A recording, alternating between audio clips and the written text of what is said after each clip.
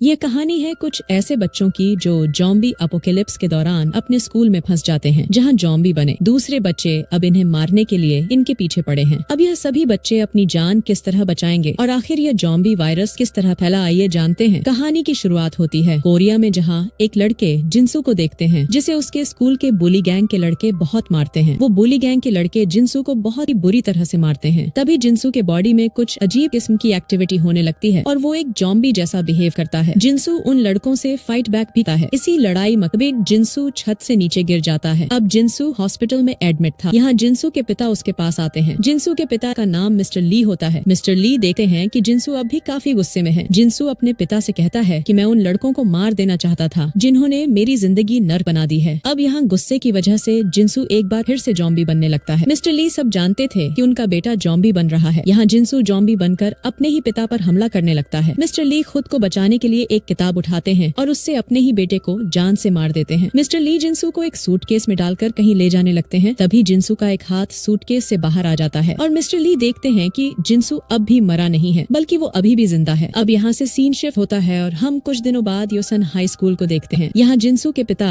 यानी कि मिस्टर ली एक टीचर की जॉब करते हैं। यही सभी स्टूडेंट्स अपनी एक्टिविटीज में लगे हुए थे और काफी खुश थे। फिर हम एक लड़की योजो को देखते हैं जो कि सोकर उठती है। योजो को साइंस लैब से कुछ आवाजें सुनाई देने लगती हैं। योजो लैब के अंदर जाती है तो यहाँ उसे एक चूहा दिखता है। योजो उस चूहे को बहुत प्यारा समझकर अपनी उंगली उसके पास ले जाती है, लेकिन शायद इस चूहे को योजो की उंगली पसंद नहीं आती। वो चूहा योजो की उंगली पर काट लेता है। योजो के हाथ से खून बहने लगता है। यहीं वो चूहा भी नॉर्मल चूहों से बिल्कुल अलग बिहेव कर रहा था। अब तभी यहाँ मिस्टर ली आ जाते हैं। मिस्टर ली देखते हैं कि इस चूहे ने यजो के काट लिया है और यह जानते ही मिस्टर ली तुरंत ही यजो को पकड़कर और उसका मुंह बांधकर उसे साइंस लैब में बंद कर देते हैं। फिर हम कुछ और स्टूडेंट्स को देखते हैं जिनमें एक चियो सान और उसका दोस्त गंगू होते हैं। चियो सान के पास उसकी दोस्त ओजो आती है, जिसके साथ उसकी बेस्ट फ्रेंड इसाक भी होती है। यहाँ से ये चारों मिलकर चियो सान की मॉ के रेस्टोरेंट में जाते हैं, जहाँ वह सब चिकन खाते हुए मिस्टर ली की बातें करते हैं। जैसे कि जब से मिस्टर ली का बेटा जिन्सू गायब हुआ है, तब से ही मिस्टर ली काफी अजीब बिहेव करने लगे हैं और उनके बॉडी से काफी बुरा गंध भी आता है। यहाँ अभी तक किसी को भी ये नहीं पता था कि जिन्सू जॉम्बी बन चुका है। सबको लगता है कि जिन्सू गायब हो गया है। अब अगले दिन सभी स्टूडेंट्स फिर से स्कूल जाते हैं। यहाँ चियो सान की क्लास में पढ़ने वाला एक लड़का सुयोग देखता है कि वही बुली गैंग अब दो स्टूडेंट्स, एक लड़का और एक लड़की जो कि जिन्सू के दोस्त है, उन्हें बुली करने के लिए ले जा रहे हैं। वो बुली गैंग इन दोनों को एक बिल्डिंग में ले आते हैं और यह लोग लड़की की एक गंदी वीडियो भी बना लेते हैं। तभी यहाँ सुयोग आ जाता है। सुयोग उन दोनों को इन लड़कों से बचाने लगता है और उन सबको वहाँ से ले जाने लगता है। लेकिन बुली गैंग का एक लड़का जिसका नाम गुनाम होता है, वो उस लड़की को उसकी वही गंदी वीडियो उसकी मॉ को सेंड करने की धमकी देता है और उन दोनों को वापस आने को कहता है। यहाँ मजबूरी में उस लड़की को वही रोकना पड़ता है। सुयोग यहाँ से चला जाता है। स्कूल में ओजो सुयोग को देखती है और अपने बाल खोल लेती है और उससे बात करने की कोशिश करती है, लेकिन सुयोग ओजो को सिर्फ गुड मॉर्निंग कहकर यहाँ से चला जाता है। यहाँ हमें पता चलता है कि ओजो सुयोग को बहुत पसंद करती है। ओजो भागती हुई सुयोग के पास जाती है और उसे कहती है कि आज लंच के बाद मुझे रूफ टॉप पर मिलना। इसके बाद सभी स्टूडेंट्स अपनी क्लास में आ जाते हैं। फिर इनकी टीचर मिस पार्क क्लास में आती हैं और सभी स्टूडेंट से पूछती हैं कि क्या किसी ने योजो को देखा है, क्योंकि वह कल से घर नहीं पहुंची है। यहाँ एक लड़का टीचर को बताता है कि उन्होंने साइंस लैब साफ करते वक्त आखिरी बार योजो को वहीं देखा था। अब यह जानते ही मिस पार्क मिस्टर ली के पास जाती हैं और उनसे पूछती हैं कि उनकी क्लास की एक स्टूडेंट जिसका नाम योजो है, वो आखिरी बार साइंस लैब में देखी गई थी। क्या आपको उसके बारे में कुछ पता है? लेकिन मिस्टर ली उन्हें कुछ नहीं बताते और कहते हैं कि वो इस बारे में कुछ भी नहीं जानते और उन्होंने उस लड़की को नहीं देखा। मिस पार्क यहाँ से चली जाती हैं। मिस्टर ली लैब के अंदर आते हैं जहाँ योजो बंधी हुई थी। योजो भी धीरे धीरे जिन्सू की तरह जॉम्बी बन रही थी। मिस्टर ली अपने लैपटॉप में अपनी वीडियो रिकॉर्ड करते हुए इस सब चीजों के बारे में सब कुछ बताने लगते हैं। मिस्टर ली योजो को जॉम्बी बनने से रोकने के लिए उसके अंदर कुछ इंजेक्शन देते थे। अब थोड़ी देर बाद जब मिस पार्क अपनी क्लास में पढ़ा रही थी, इसी दौरान योजो छूट जाती है। यही क्लास में एक लड़की जिसका नाम हिसू होता है, वो उठती है। उसकी हालत काफी खराब थी और उसके पेट में काफी दर्द हो रहा था, लेकिन हिसू इस बारे में किसी को भी कुछ नहीं बताती और मिस पार्क से बाथरूम जाने का बोलती है। थोड़ी देर बाद यजो यहाँ आती है, जिसके कपड़े पर बहुत खून लगा होता है और वो भी अब जॉम्बी बनने वाली थी। योजो क्लास में आते ही गिर जाती है और कहती है कि साइंस टीचर मिस्टर ली ने मुझे साइंस लैब में बांध दिया था। यहाँ यजो की हालत देखकर सुयोग ओज और ईसाक उसकी मदद के लिए उसे उठाकर स्कूल की नर्स के पास ले जाने लगे। वहीं वो लड़की हिसू भी, जो कि बाथरूम का बहाना बनाकर वह भी किसी वजह से नर्स के पास आती है और कहती है मेरे पेट में बहुत दर्द हो रहा है। नर्स उसे चेक करने ही वाली थी कि इससे पहले ही मिस पार्क योजो योजो को लेकर यहाँ आ जाती हैं। नर्स योजो को देखने लगती हैं, तब वो लड़की हिसू यहाँ से चली जाती है।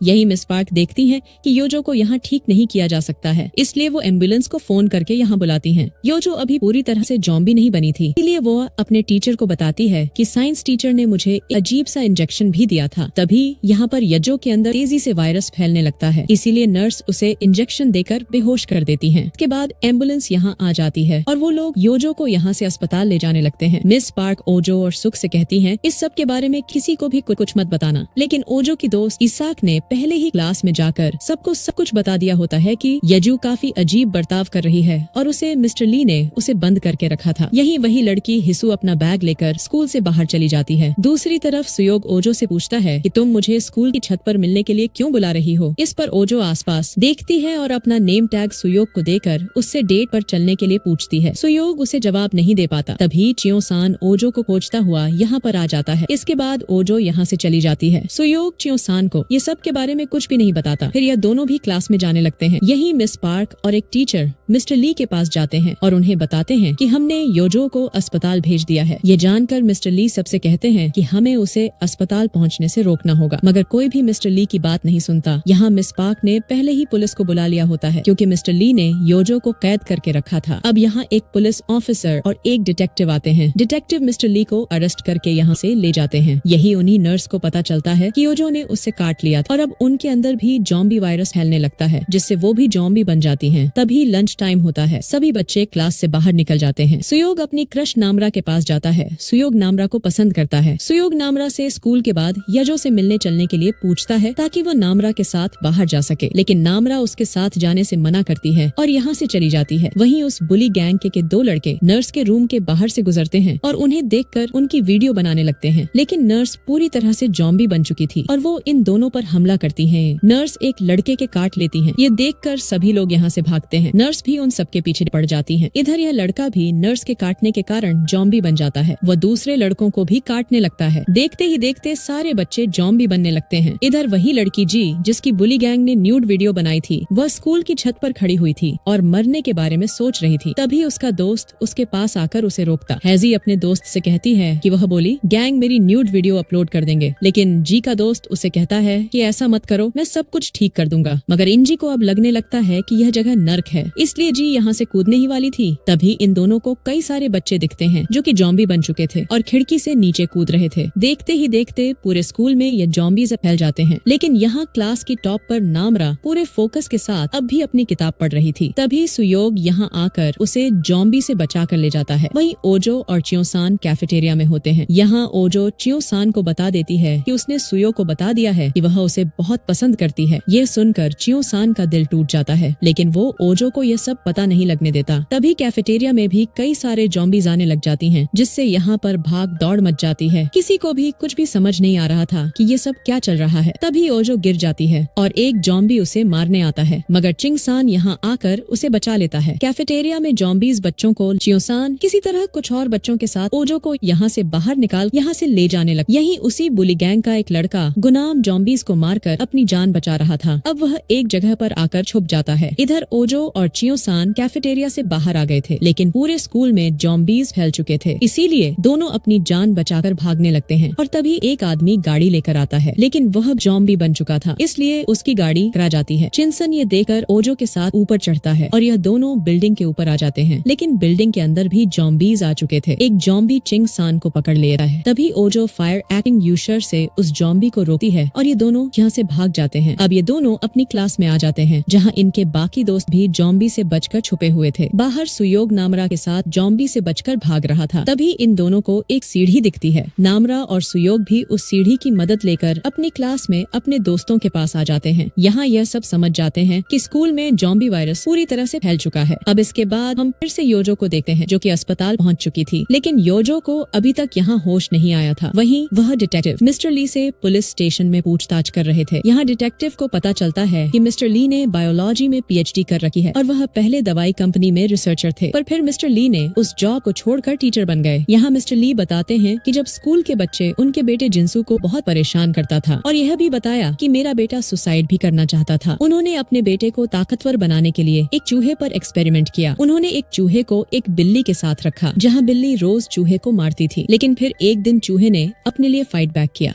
उस चूहे के अंदर से उसके हार्मोन निकाल लिए और उसे एक दवाई बनाकर अपने बेटे के अंदर इंजेक्ट की, लेकिन इससे उनका बेटा ज़ॉम्बी बन गया।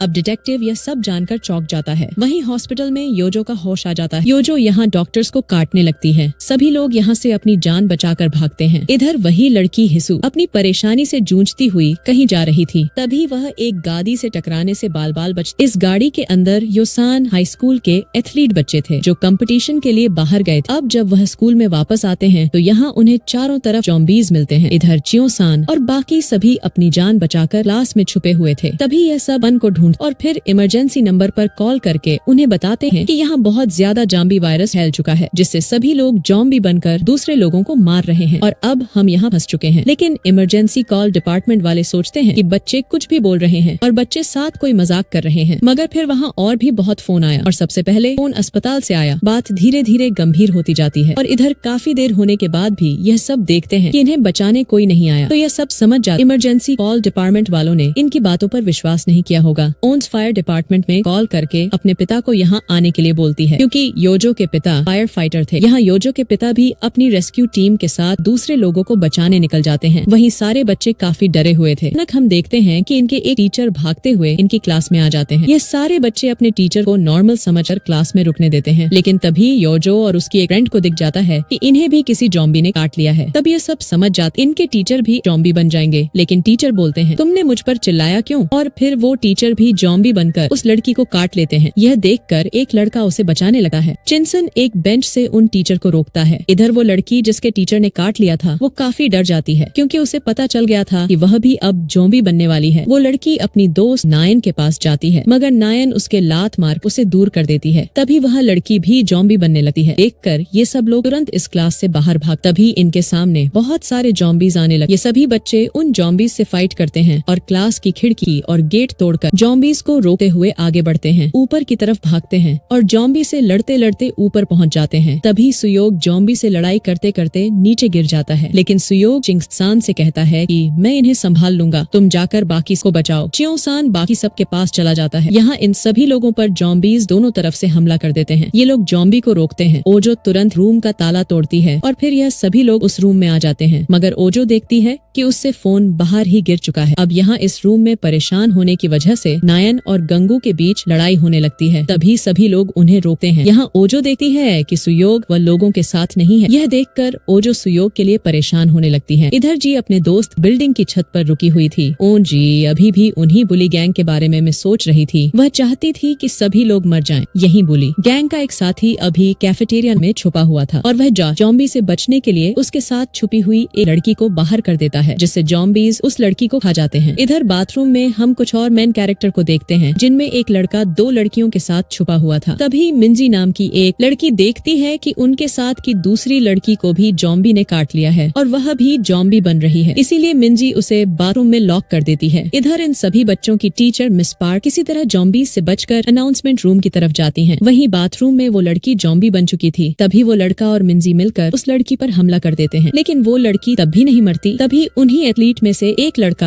लड़की यहाँ आकर अपने तीर से उस ज़ॉम्बी को मार देते हैं। यहाँ ये तीरंदाज लड़की हारी अपने भाई को ज़ॉम्बी से बचाने आई हुई थी। अब यहाँ मिस पार्क अनाउंसमेंट रूम से अनाउंसमेंट करके सभी बच्चों को बताती हैं कि हमारे स्कूल में हालात खराब होते जा रहे हैं, इसलिए तुम जहाँ कहीं भी हो अपनी जान बचाकर छुप जाओ और हो सके तो स्कूल से भाग जाओ। सभी बचे हुए बच्चे मिस पार्क के इस अनाउंसमेंट को सुन लेते हैं। यही ओजो सुयोग के लिए काफी परेशान हो रही थी। तभी उसकी दोस्त ईसाक उसके पास आकर उससे कहती है कि सुयोग बिल्कुल ठीक होगा। अब तभी ओजो देखती है कि ईसाक के हाथ काफी ठंडे हो रहे हैं। यहाँ ये सारे बच्चे समझ जाते हैं कि ईसाक को भी किसी जॉम्बी ने काट लिया है। फिर ईसाक की नाक से खून आने लगता है और देखते ही देखते ईसाक भी एक जॉम्बी बनने लगती है। च्योसान ओजो को ईसाक से दूर करता है। फिर ईसाक भी एक जॉम्बी बन जाती है। वो चिंगसान पर हमला कर देती है। चोंगसान उसे धक्का देता है और वहाँ से उसे बाहर गिराता है, मगर ओजो उसे पकड़ लेती है। ओजो अपनी सबसे अच्छी दोस्त को खोना नहीं चाहती थी। ईसाक के साथ बिताए गए उसके सारे अच्छे पल याद आ रहे थे, लेकिन च्योसान ईसाक को मारकर उसे नीचे गिरा देता है। ओजो को काफी दुख होता है और वो रोने लगती है। वहीं दूसरी तरफ हम सहयोग को देखते हैं, जो कि अब भी जिंदा है। वो जॉम्बी से बचने के लिए एक रूम में छुपा हुआ था। यहीं च्योसान और बाकी सब जिस रूम में थे, यहाँ जॉम्बीज अंदर आने की कोशिश कर रहे थे। इसीलिए अब ये सब लोग यहाँ से बाहर निकलने का सोचते हैं। चिंगसान को बाहर एक वाटर होज मिलती है। ये सब उसकी मदद से नीचे अनाउंसमेंट रूम में जाने लगते हैं, जहाँ इनकी टीचर मिस पार्क भी छुपी हुई थी। अब एक एक करके ये सभी लोग उस रूम में पहुँच जाते हैं। यहाँ ओजो अपनी दोस्त को खोने के बाद काफी दुखी होकर बैठी हुई थी। यही नामरा इस रूम में सुयो के लिए एक मैसेज छोड़ती है कि हम सब अनाउंसमेंट रूम में हैं। अब इसके बाद नामरा भी नीचे चली जाती है। यहाँ च्योसान और ओजो ही बचते हैं। च्योसान ओजो को समझाता है कि तुमको खुद को संभालना होगा। इसके बाद ओजो भी नीचे चली जाती है। वहीं सुयोक को उस रूम में जॉम्बीज देख लेते हैं। सोयो खिड़की से बाहर जाकर दूसरी तरफ चला जाता है। इधर जॉम्बीज उस रूम में आ गए थे। वो च्योसान पर हमला कर देते हैं। चिंसन वाटर हस को पकड़ लेता है और लटक जाता है, जिससे सारे जॉम्बीज नीचे गिर जाते हैं। लेकिन एक जॉम्बी च्योसान को पकड़ लेता है। यही सहयोग चिंगसान को देख लेता है। वो चिंसन को बचाने के लिए नीचे कूदकर हॉस को पकड़ लेता है। सुयोग नीचे जाकर उस जॉम्बी को मार देता है और नीचे गिरा देता है, जिससे यह दोनों बच जाते हैं। अब यह सभी लोग अनाउंसमेंट रूम में आ जाते हैं, मगर यहाँ फिर से ना और गैसों के बीच लड़ाई होने लगती है। तभी मिस पार्क दोनों को शांत करती हैं। इसके बाद ये सब यहाँ रखे कंप्यूटर को ऑन करते हैं, ये सब जान सके कि बाहर के हालात क्या है। वहीं दूसरी तरफ हम उसी लड़की हिसू को देखते हैं, जो कि एक बाथरूम में होती है। यहाँ वो एक बच्चे को जन्म देती है, यानी कि हिसू प्रेग्नेंट थी और इसी वजह से वो अजीब सा व्यवहार कर रही थी। अब हिसू उस बच्चे को वहीं छोड़कर बाहर चली जाती है। तभी एक पुलिस ऑफिसर की गाड़ी दूसरी गाड़ी से टकराती है, जिससे हिसू मरने से बाल बाल बचती है। अब पुलिस ऑफिसर की गाड़ी में से जॉम्बीज बाहर निकलते हैं, जो कि यहाँ मौजूद लोगों को काटने लगते हैं। एक आदमी इन सब की वीडियो बनाता है। तभी जॉम्बीज उसे देख लेते हैं और उसके पीछे भी पड़ जाते हैं। यही हिसू ये सब देखकर वापस आती है और अपने बच्चे को बचाकर यहाँ से भागने लगती है। इधर अनाउंसमेंट रूम में ये सब खिड़की से टकराता है और खिड़की का ग्लास टूट जाता है। फिर एक जॉम्बी उसे लटक कर अंदर आने की कोशिश करती है। तभी च्योसान उसे रोकता है। सुयोग चसा से एक डंडा लेकर उस जॉम्बी के अंदर घुसा देता है, लेकिन तब भी वो जॉम्बी नहीं मरती। तभी गंगू यहाँ रखे पीसी को उठाकर उसके मारता है, जिससे वो जॉम्बी नीचे गिर जाती है। ये सब बच तो जाते हैं, मगर नायन देखती है कि गंगू की नाक से खून बह रहा है। अब इसके बाद हम ओजो के पिता को देखते हैं। हाई प्रोफाइल पॉलिटिशियन को रेस्क्यू करने आए हुए थे। यहाँ पॉलिटिशियन का एक साथी भी जॉम्बी बन चुका था, इसीलिए ये सब लोग उसे चेयर से बांध कर रखते हैं। वहीं नायन सबसे कहती है कि इसके हाथ पर भी जॉम्बी ने काट लिया है, इसीलिए जॉम्बी। लेकिन गंगू सबसे कहता है क्योंकि मुझे किसी जॉम्बी ने नहीं काटा, यह बस खरोच का निशान है। सभी लोग उस खरोच के निशान को देखकर ये समझ जाते हैं कि गंगू को किसी जॉम्बी ने नहीं काटा है। लेकिन नायो नहीं मानती। वो कहती है कि इसाक के जॉम्बी बनने से पहले भी उसकी नाक से खून आ रहा था और इसकी नाक से भी खून आ रहा है, इसीलिए अब गंगू भी जॉम्बी बन जाएगा। यहाँ नायो सबसे बहसबाजी करने लगती है। तभी मिस पार्क सबको शांत कराती है। फिर वह गंगू से कहती है कि तुम थोड़ी देर जाकर रिकॉर्डिंग रूम में बैठ जाओ, कि कुछ समय बाद भी तुम जॉम्बी नहीं बनोगे तो सबका शक दूर हो जाएगा। गंगू मान जाता है और रिकॉर्डिंग रूम में जाकर लॉक हो जाता है।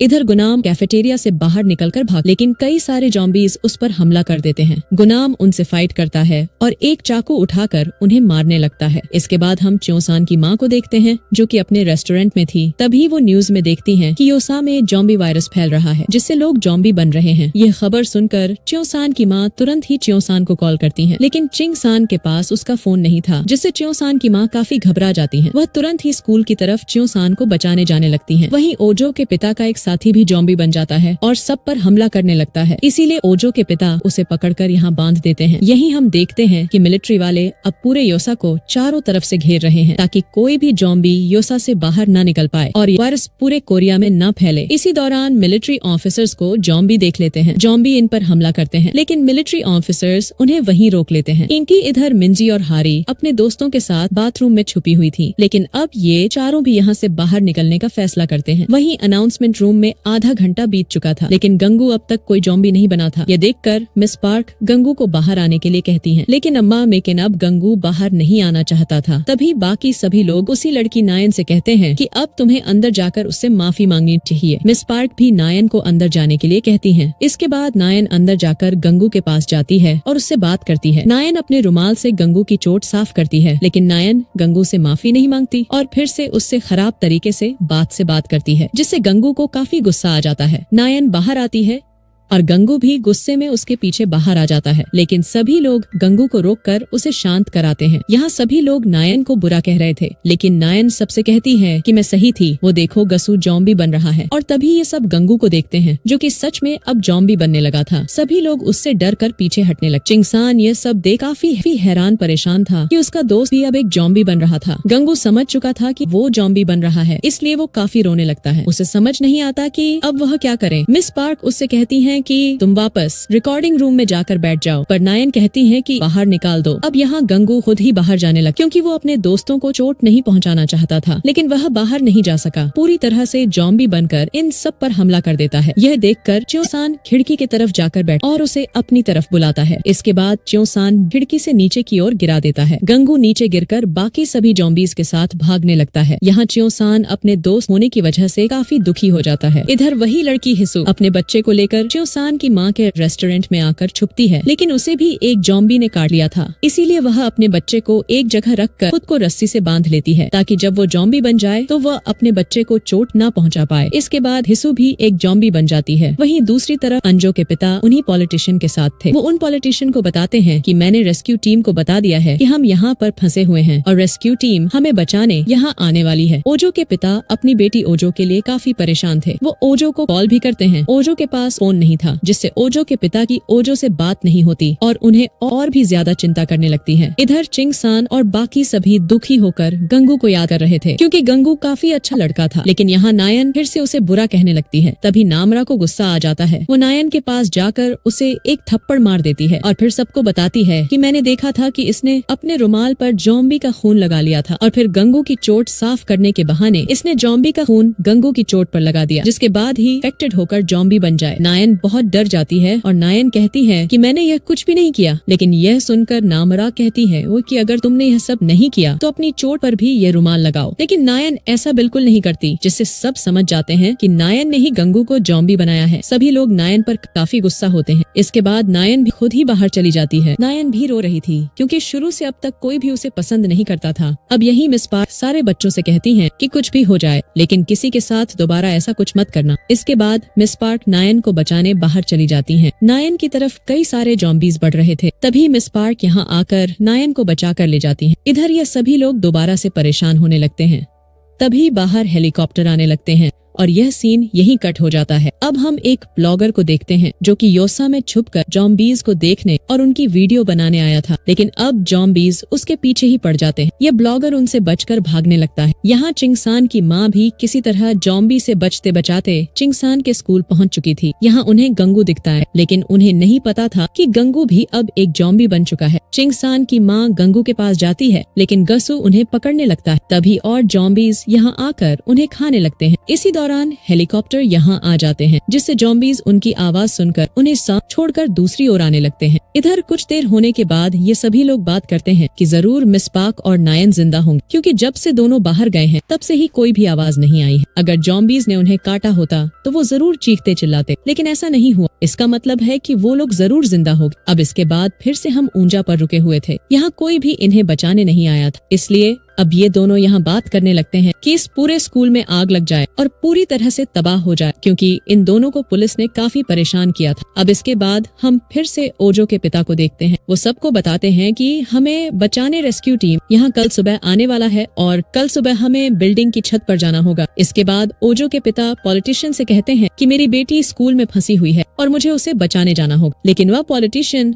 ओजो के पिता से कहते हैं कि मेरे साथियों के परिवार वाले भी बाहर कहीं न कहीं फंसे हुए हैं और वह भी उन्हें बचाने जाना चाहते हैं, लेकिन बाहर बहुत ज्यादा खतरा है, इसीलिए मैंने किसी को भी बाहर नहीं जाने दिया। पॉलिटिशियन अंजो के पिता को भी बाहर जाने से रोकती है। यही गुनाम कैफेटेरिया से बाहर आकर एक साइकिल लेता है और यहाँ से भागने लगता है, मगर साइकिल की चैन उतर जाती है। तभी वह भागते हुए दोबारा से बिल्डिंग के अंदर भागता है, एक रूम में आकर जॉम्बीज को मारने। वहीं वो दोनों उसी लड़की मिंजी और उसके दोस्त के साथ बाथरूम में फंसे हुए थे। तभी यहाँ मिंजी और तीरंदाज लड़की हारी के बीच को लेकर लड़ाई होने लगी। दोनों एक दूसरे को मार ही रही थी कि तभी दोनों लड़के उन्हें यही वो ब्लॉगर जो योसा में जॉम्बीज की वीडियो बनाने आया था। यहाँ जॉम्बीज उसके पीछे पड़े हुए थे। वो छुपते हुए एक जगह पर आता है, लेकिन यहाँ बच्चे जॉम्बी उसके पीछे पड़ जाते हैं। वो ब्लॉगर बच्चों से बचकर भागने लगता है। यही पुलिस स्टेशन में वो डिटेक्टिव ये सब देखकर मिस्टर ली से कहता है कि आज बाहर जो कुछ भी हो रहा है वो सब कुछ तुम्हारी वजह से हो रहा है डिटेक्टिव। मिस्टर ली से कहते हैं कि तुमने ये वायरस क्यों बनाया। इस पर मिस्टर ली डिटेक्टिव को बताते हैं कि स्कूल में बुलीगैग मेरे बेटे को काफी परेशान करते थे और स्कूल में शिकायत करने के बाद भी वह बच्चे नहीं रुके, यहाँ तक कि मेरे बेटे ने बुलीगैग से डरकर खुदकुशी करने की भी कोशिश की और इस सब को देखते हुए ही मैंने अपने बेटे को ताकतवर बनाने के लिए यह वायरस बनाया। अब यह सब जानकर वो डिटेक्टिव मिस्टर ली पर भड़कर मिस्टर ली से कहते हैं कि तुम्हारी वजह से आज बाहर वो लोग भी मर रहे हैं जिनका कोई भी कसूर नहीं था और उनकी मौत के जिम्मेदार सिर्फ तुम हो। डिटेक्टिव मिस्टर ली से कहते हैं कि अगर तुम्हें पता है कि इसका इलाज क्या है तो हमें बताओ। डिटेक्टिव मिस्टर ली को अपने साथ बाहर ले जाने लगता है। तभी यहाँ भी जॉम्बीज इनके पीछे पड़ जाते हैं और सब पुलिस ऑफिसर्स को काटकर जॉम्बी बनाने लगते हैं। मिस्टर ली वहीं खड़े होकर इन्हें देख रहे थे। तभी एक जॉम्बी डिटेक्टिव के ऊपर पीछे से हमला करता है, लेकिन मिस्टर ली उसे रोककर डिटेक्टिव को बचा लेते हैं। ये दोनों यहाँ से भागते हैं, लेकिन अब मिस्टर ली को भी उसी जॉम्बी ने काट लिया था। यहाँ मिस्टर ली डिटेक्टिव से कहते हैं कि युसान स्कूल के साइंस लैब में मेरा एक लैपटॉप रखा हुआ है और इस वायरस से किस तरह बचना है मैंने ये सारी डिटेल उस लैपटॉप में स्टोर करके रखी हुई है, इसलिए तुम्हें स्कूल जाकर मेरा लैपटॉप लाना होगा। अब यहाँ और जॉम्बीज आने लगते हैं। मिस्टर ली सारे जॉम्बीज को रोकने लगते हैं। डिटेक्टिव तुरंत ही पुलिस स्टेशन से बाहर आते हैं और स्कूल की ओर जाने लगते हैं। तभी इन्हें एक आदमी मिलता है। डिटेक्टिव उसकी जान बचाते हैं और फिर ये दोनों स्कूल की ओर जाने लगते हैं। यही मिस्टर ली भी अब एक जॉम्बी बन चुके थे। स्कूल में सभी बचे हुए लोग रेस्क्यू टीम के आने का बेसब्री से इंतजार कर रहे थे, लेकिन कोई भी इन्हें बचाने नहीं आ रहा था, इसलिए अब यह चारों यहाँ से निकलने लग जाते हैं। वही लड़की हारी सबसे कहती है कि हमें सबसे पहले ऊपर जाना होगा क्योंकि मेरा भाई ऊपर फंसा हुआ होगा, जिसके बाद यह चारों बाथरूम से निकलकर आगे जाने लगते हैं। इधर यह सभी लोग अनाउंसमेंट रूम में बैठ रेस्क्यू टीम के आने का बेसब्री से इंतजार कर रहे थे, लेकिन अब यह सब सोचने लगते हैं कि इन्हें स्टाफ रूम में जाकर अपने फोन लाने चाहिए ताकि ये लोग मदद के लिए किसी टीम को यहाँ बुला सके। का दोस्त सुबह होने पर उसे बताता है कि बुली गैंग ने तुम्हारी न्यूड वीडियो सोशल मीडिया पर पोस्ट करके सोशल मीडिया पर लगा दी थी, जो कि आज सुबह 9 बजे पब्लिक होने वाली थी। जी का दोस्त उसे कहता है कि उन्होंने मुझसे पैसे मांगे थे, जो कि आज सुबह मैं उसे देने वाला था और वो वीडियो डिलीट कर देता, लेकिन इससे पहले ही जॉम्बी वायरस फैल गया है। अब ये सब जानकर ऊंचे जी काफी ज्यादा गुस्सा हो जाती है। वो अपने दोस्त से कहती है कि तुम मुझे ये सब इतने देर बाद बता रहे हो। अब जी बुली गैंग फोन लेने के लिए नीचे स्टाफ रूम की तरफ बढ़। इधर चियोसान भी फोन लेने के लिए स्टाफ रूम में जाता है। सुयोग भी उसके पीछे पीछे जाता है। वो दोनों बिल्डिंग खिड़कियों को पकड़ते हुए रूम की तरफ जा रहे थे। जी भी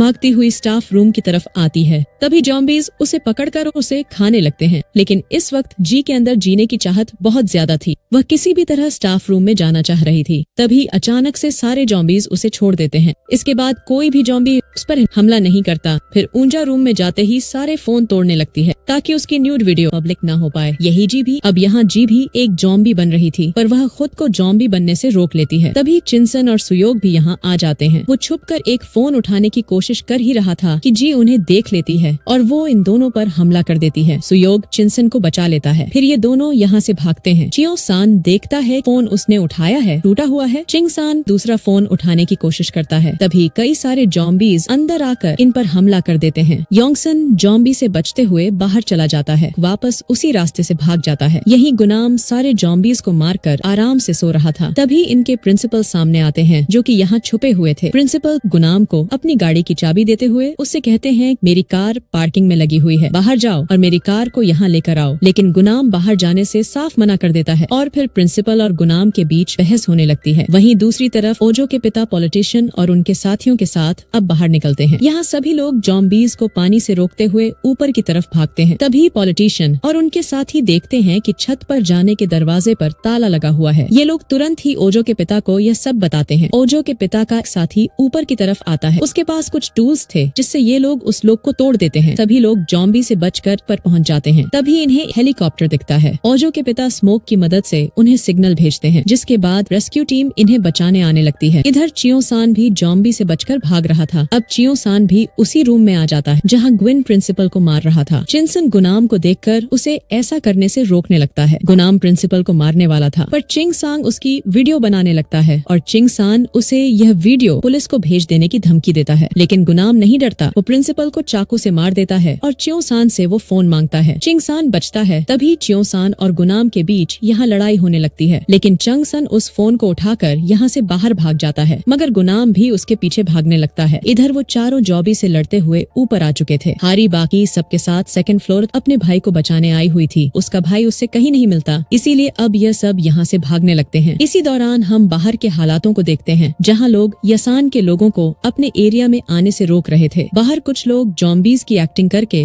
पब्लिक एरियाज में लोगों को डरा भी रहे थे। इसलिए अब यह सब देखकर गवर्नमेंट तुरंत ही एक मीटिंग बुलाती है। वहीं दूसरी तरफ सहयोग अनाउंसमेंट रूम में पहुंचकर सबको बताता है कि योंगन और वो अलग हो गए थे। अब यह सभी लोग चियो सान के लिए परेशान होने लगते हैं। वहीं चियो सान गुनाम से बचकर भागता हुआ एक लाइब्रेरी में आ जाता है, मगर यहाँ भी कई सारे जॉम्बीज थे जो कि चंग सान पर हमला कर देते हैं। गुनाम भी अंदर आकर चियो सान को पकड़ने लगता है। चंग सान जॉम्बी से बचते हुए गुनाम से लड़ाई करता है। गुनाम चंग सान को पकड़कर जॉम्बीज के पास फेंकने ही वाला था कि तभी चंग सान उसी फोन को गुनाम की आंख पर मार देता है, जिससे उसकी आंख काफी ज्यादा इंजर्ड हो जाती है। चियो सान उसे नीचे गिरा देता है, जहाँ जॉम्बीज उस पर हमला करके उसे खाने लगते हैं। यह देखकर चिंग सान यहाँ से भागने लगता है। जॉम्बीज गुनाम को छोड़कर उसके पीछे भागने लगते हैं। चंग सान जॉम्बी से बचकर भागता हुआ पाइप के रास्तों से ऊपर जाने लगता है। तभी वही चारों लाइब्रेरी के पास से गुजरते हैं, लेकिन उन्हें यहाँ कोई भी नहीं मिलता। इसके बाद ये चारों मेडिकल रूम में आ जाते हैं। यहाँ इन्हें कंप्यूटर मिलता है, जिससे यह लोग मदद बुलाने की कोशिश करते हैं। वहीं दूसरी तरफ चियो सान भी अब फोन से पुलिस को कॉल करता है। लेकिन इसी दौरान हम मार्शल लॉ कमांडर्स को देखते हैं, जो कि अब सबको बताते हैं कि योसान के बाहर कई सारी गलत अफवाहें फैल रही हैं, जिससे लोग डर रहे हैं। इसी वजह से अब योसा की सारी कम्युनिकेशन सर्विस को बंद कर दिया गया है और इसी वजह से अब चियो सान मदद के लिए रेस्क्यू टीम को फोन नहीं कर पाता। इधर वह चारों भी फोन से मदद बुलाते हैं, लेकिन उनकी भी कॉल कनेक्ट नहीं होती। यहाँ अब चियो सान को काफी गुस्सा आने लगता है। वहीं अनाउंसमेंट रूम में चियो सान के लिए काफी परेशान हो रही थी। तभी उसे आइडिया आता है। वो यहाँ बैठे एक लड़के जोंग से कहती है कि तुमने अपने साइंस क्लब में एक ड्रोन बनाया था ना, शायद हम उसकी मदद लेकर चंग सान को ढूंढ सकते हैं। सबको ये आइडिया काफी अच्छा लगता है। फिर यह सब लोग उसी हॉज की मदद से ऊपर जाकर ड्रोन को साइंस लैब से लेने जाते हैं। वो डिटेक्टिव उसी आदमी के साथ जॉम्बी से बचता हुआ योसान स्कूल की तरफ आ रहा था। तभी इन दोनों के पीछे भी जॉम्बी पड़ जाते हैं। ये दोनों छुपने के लिए चंग सान की माँ के रेस्टोरेंट में आ जाते हैं। यहाँ इन्हें वही लड़की हिसु जॉम्बी बनी मिलती है, लेकिन वो बंधी हुई थी, जिससे इन्हें कोई भी खतरा नहीं होने वाला था। लेकिन फिर इन्हें हिसु का वही बच्चा मिलता है जो कि डिहाइड्रेट हो चुका था। डिटेक्टिव उस बच्चे को संभालते हैं। ओजो जो योंग के साथ साइंस लैब में पहुंचकर ड्रोन को ढूंढती है, वहीं चियोसन अब उन पाइपों के रास्तों से बाहर आकर भागने लगता है और एक दूसरे रूम में आकर छुप जाता है। दूसरी तरफ सभी लोगों को ड्रोन मिल गया था। वो लोग वापस आकर ड्रोन में एक हेल्प मैसेज लगाते हैं और ड्रोन बाहर भेजते हैं। ड्रोन में लगे कैमरों की मदद से इन्हें बाहर के हालात दिखाई देती है, जहाँ सभी लोग अब जॉम्बी बन चुके थे। इधर वो चारों मेडिकल रूम में थे, लेकिन अब हारी और उसके दोस्त के तीर खत्म होने वाले थे। इसीलिए अब यह चारों यहाँ से बाहर आर्चरी रूम में जाते हैं। ये लोग बिल्डिंग के बाहर कूदकर नीचे जाने लगते हैं। तभी ड्रोन यहाँ आता है, लेकिन वो इन चारों को नहीं देख पाता। तभी इन सब में से एक लड़का जॉम्बी में एक तीर लगा हुआ देख लेता है कि उसकी बहन यहीं कहीं है। दरअसल हारी अपने भाई को ढूंढ रही है और हारी का भाई इन सभी लोगों के साथ है। खैर, अब ये सभी लोग ड्रोन से और आगे देखते हैं और इन्हें एक रूम में चियोसान दिखाई देता है, जो कि बिल्कुल ठीक था, जिससे ये सभी लोग काफी खुश होने लगते हैं। इसके बाद ये लोग ड्रोन को स्कूल से बाहर की ओर मदद के लिए भेजते हैं, लेकिन बाहर बाहर सब कुछ तबाह हो चुका था। तभी एक लड़की देखती है कि उसके माता पिता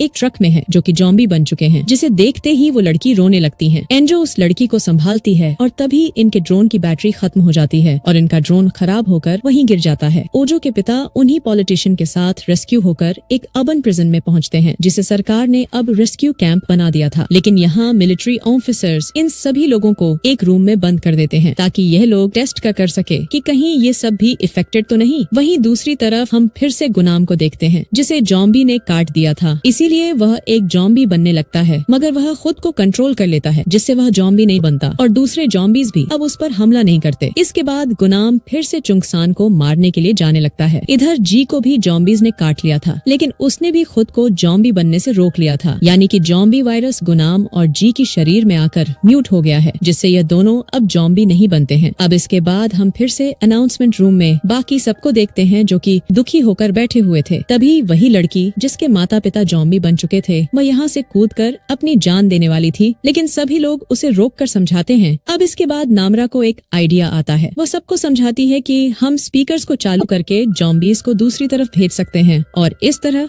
हम दूसरे रास्ते से चंगसान के पास पहुँच जाएंगे। सबको ये आइडिया ठीक लगने लगता है। सभी लोग अनाउंसमेंट करके चोंगसान से कहते हैं कि हम तुम्हारी तरफ ही आ रहे हैं, इसीलिए तुम उसी रूम में रुके रहना। लेकिन इनकी ये सारी बातें गुइनाम भी सुन लेता है। इसके बाद ये सभी लोग दूसरी तरफ के स्पीकर्स को चालू करके एक म्यूजिक बजा देते हैं, जिससे सारे ज़ॉम्बीज उस आवाज को सुनकर स्पीकर्स की तरफ जाने लगते हैं। इससे बाकी सबका रास्ता साफ हो जाता है। ये लोग अनाउंसमेंट रूम से बाहर निकलते हैं, लेकिन एक ज़ॉम्बी जो कि सुन नहीं सकती थी, वो यही होती है। अब ये सब आवाज किए बिना ज़ॉम्बी के पीछे से निकलने लगते हैं, लेकिन तभी वो ज़ॉम्बी इन्हें पीछे मुड़कर देख लेती है। ये सब तुरंत भागते हैं। सुयोग उस ज़ॉम्बी उसे मारने लगता है। तभी गुनाम यहाँ आकर उस ज़ॉम्बी को मार कर देता है। सुयोग उसे थैंक्स कहता है, लेकिन उसे यह नहीं पता था कि गुनाम को भी एक ज़ॉम्बी ने काट लिया है। अब यहाँ गुनाम सुयोग से कहता है कि चंगसन कहाँ है, मुझे उसे मारना है। यह सुनकर गुनाम गुस्सा हो जाता है और तभी गुनाम और चंगसन के बीच यहाँ लड़ाई होने लगती है और वह सुयोग को काफी बुरे तरीके से मार रहा था। इसीलिए नामरा भी यहाँ आ जाती है। वह गुनाम को रोककर सुयोग को बचाने लगती है, लेकिन गुनाम उसके हाथ पर काट लेता है। तभी सुयोग गुनाम को खिड़की से बाहर फेंक देते हैं। तभी वह चारों भी ज़ॉम्बी से लड़ते हुए आर्चरी रूम में आ जाते हैं, लेकिन उनके एक साथी को गहरी चोट लग गई होती है। वहीं बाकी सभी जॉनसन के पास उसी रूम में पहुंच जाते हैं। तभी यह सब देखते हैं कि सुयोग और नामरा पीछे रह गए हैं। ये लोग उन्हें बचाने के लिए जाते हैं। इसी दौरान हम फिर से नायन को देखते हैं, जो कि अब भी जिंदा थी और वो इसी रूम के स्टोर रूम में छुपी हुई थी, लेकिन वो इन सब के सामने नहीं आती। इधर यह सभी लोग सुजोक और नामरा के पास जाते हैं, लेकिन ज़ॉम्बीज उनके पीछे पड़े हुए थे, इसीलिए सब लोग ज़ॉम्बी से बचते हुए वापस इसी रूम में आ जाते हैं। तभी एक लड़की नामरा के हाथ पर काटने के निशान को देखती है, जिससे ये सब लोग बहुत डर जाते हैं। वहीं दूसरी तरफ ओजो के पिता अब भी पॉलिटिशियन के साथ रेस्क्यू कैंप में कैद थे, लेकिन ओजो के पिता अपनी बेटी को बचाने जाना चाहते थे, मगर कोई भी उन्हें बाहर नहीं जाने दे रहा था। तभी कुछ मिलिट्री ऑफिसर्स इन्हें खाना देने आते हैं, लेकिन ओजो के पिता अपने साथी के साथ मिलकर उन्हें मारकर उनकी ड्रेस पहनकर यहाँ से बाहर जाने लगते हैं। वहीं च्योसान अब नामरा को मारना चाहता था। तभी सुयोग उसे रोक देता है और उसे कहता है कि इसे किसी ज़ॉम्बी ने नहीं काटा, बल्कि इसे गुनाम ने काटा था। लेकिन चिंगसान कहता है कि गुनाम को भी मेरे सामने ज़ॉम्बीज ने काट लिया था। अब ये सुनकर नामरा कहती है कि अगर तुम सच कह रहे हो तो मैं भी एक ज़ॉम्बी बन जाऊंगी। इसलिए अब नामरा खुद से ही बाहर जाने लगती है, लेकिन सुयोग उसे रोकने लगता है और खिड़की खोलकर सबसे बोलता है कि अगर नामरा ज़ॉम्बी बनेगी तो मैं उसे बाहर फेंक दूंगा। जिसके बाद नामरा खिड़की के पास बैठ जाती है। वहीं वो चारों आर्चरी रूम में आ चुके थे। यहाँ ये लोग अपने साथी की चोट पर दवाई लगाते हैं, लेकिन उसकी हालत अब भी खराब थी। अब थोड़ी देर बाद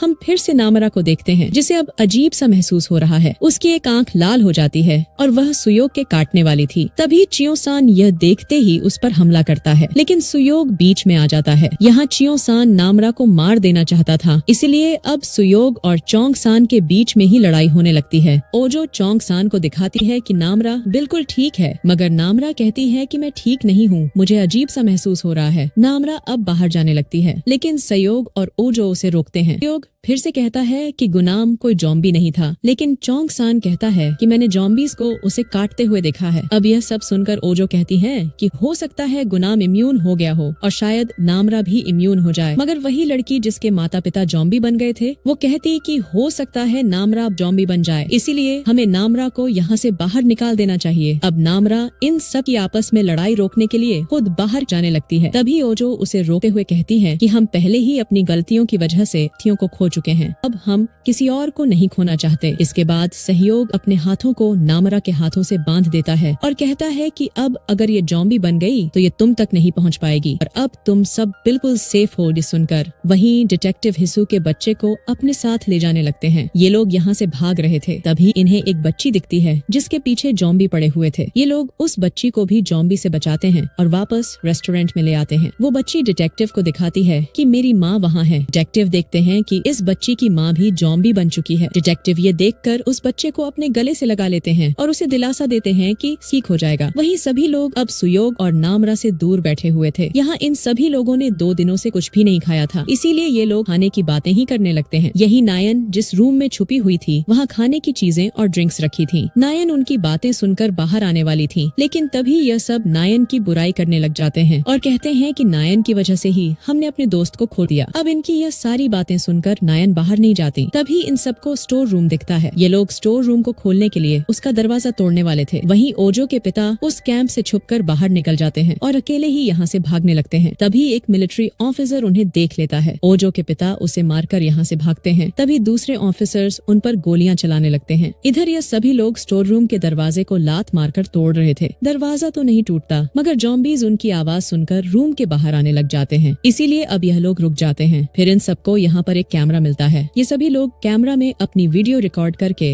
इन हालातों में अपनी दिल की बातों को शेयर करते हैं और जिंदगी जीने के लिए खुद को मोटिवेट करते हैं। सभी लोग अपने माता पिता के लिए एक मैसेज रिकॉर्ड करते हैं। ओजो भी अपने पिता के लिए मैसेज रिकॉर्ड करती है। ओजो कहती है कि मुझे लग रहा था कि आप मुझे बचाने आ रहे हो। इधर ओजो के पिता सच में मिलिट्री कैंप से भाग रहे थे ताकि वह अपनी बेटी को बचा सकें, लेकिन मिलिट्री ऑफिसर्स उन पर गोलियां चला रहे थे। तभी वह पानी में कूद जाते हैं, लेकिन ऑफिसर्स पानी में गोलियां चलाने लगते हैं, जिससे एक गोली उनके पैर में लग जाती है। इधर ओजो अपने पिता को हर चीज के लिए थैंक्स कहती है और वहीं ओजो के पिता गोली लगने के बाद पानी में डूबने लगते हैं। और इसी एंडिंग के साथ ऑल उनफ यूएस इज डेड किच है एपिसोड्स की कहानी यही खत्म हो जाती है। अब क्या ओजो के डेड मर जाएंगे और क्या नामरा भी एक जॉम्बी बन जाएगी और आखिर किस तरह ये सभी लोग जॉम्बी से बचेंगे? आगे की कहानी को हम देखेंगे इसके अगले पार्ट में। तो अगले पार्ट को देखने के लिए इस वीडियो के नीचे कमेंट में नेक्स्ट पार्ट लिखना मत भूलिए। और ये वीडियो पसंद आई हो तो वीडियो को लाइक करके हमारे चैनल मिस्टर एडिटर को सब्सक्राइब कीजिए और बेल नोटिफिकेशन को ऑन जरूर कर लीजिएगा, ताकि जब भी इसका सेकंड पार्ट अपलोड हो तो आप उसे देख सकें।